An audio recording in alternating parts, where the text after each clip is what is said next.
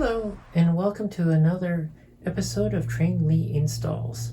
Today I am reviewing this 2117-1 Christmas locomotive or Christmas themed Stainz with the tender, power tender, and the sound car. I installed a MS950 into this locomotive. It is installed in the tender specifically, as it wouldn't really fit into the locomotive properly. That is also where the speaker for the locomotive is set up. As part of this installation, I'll pull it down here for you. I'll go ahead and unplug this guy first. As part of the installation, what I did is I created a unique cable that goes from the tender to the locomotive. The cable, just once you connect it all up, just sort of tucks into the cab and turns invisible. There's enough space there that you can play. The locomotive will not function without that cable being connected, or without the tender. On the basics of the locomotive, before I start the sound car here, we have all your basic functions. F8 is my standard that I use for turning on the sound. And then we have, you would turn on the headlights. You'll hear the little dynamo spool up. I'll back it up here a little bit. And then F2 is the whistle. Or sorry, F1 is the bell. F2 is the whistle. Because it's a Christmas themed locomotive, I also added a couple of extra goodies to it. So you have F3, and then you have F4 is what is referenced as the shunting mode. So what F4 does is it changes the momentums. It zeroes the momentums out, so it just sort of goes. You press the throttle. And then also I have it turn on the front and the rear headlights at the same time. Only if the headlights are actually on does it do that. And then F5, I went ahead and added a different set of bells. Those sleigh bells for the Christmas theme. F6, I'll turn on the smoke. See if the smoke actually starts. There it goes. See, the smoke works pretty good, actually. This is the original smokestack, but I've wired it to the decoder.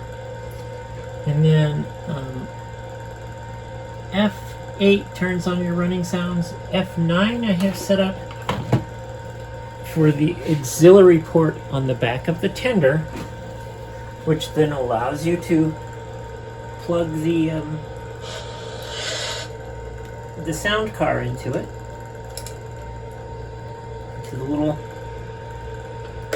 double connectors there. You can run that through. And normally I have it turned on. Under normal operation, it's always gets power. However, by pressing F9 when it is off, when turning F9 on, basically,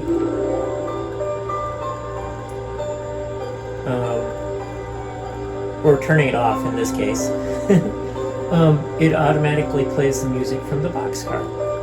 This allows you to, there's only two songs in the boxcar, but it allows you to effectively turn the boxcar on or off if you desire.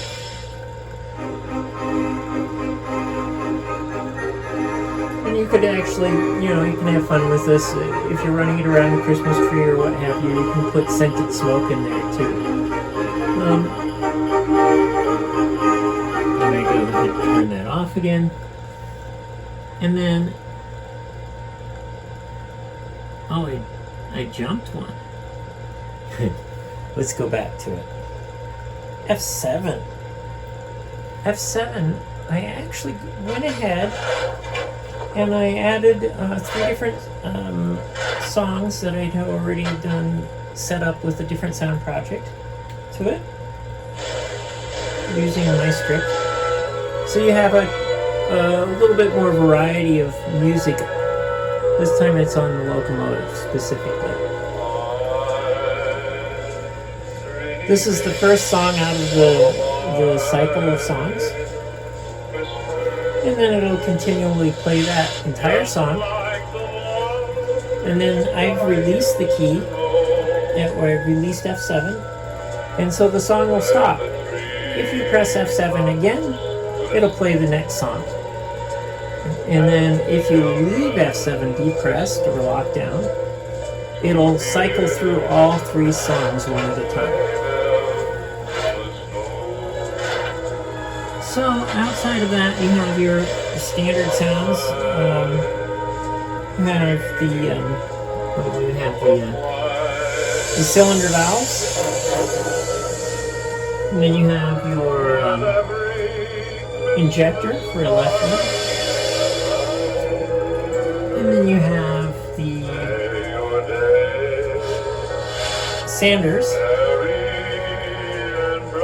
And then F13 is the coal shovel, and F14 increases the locomotive volume, and F15 decreases the locomotive volume.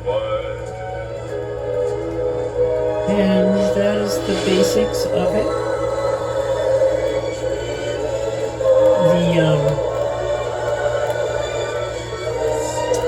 The tender does need, or the sound card does need to be connected to the tender in order for it to work. Otherwise, it doesn't get any power through the wheels or anything else.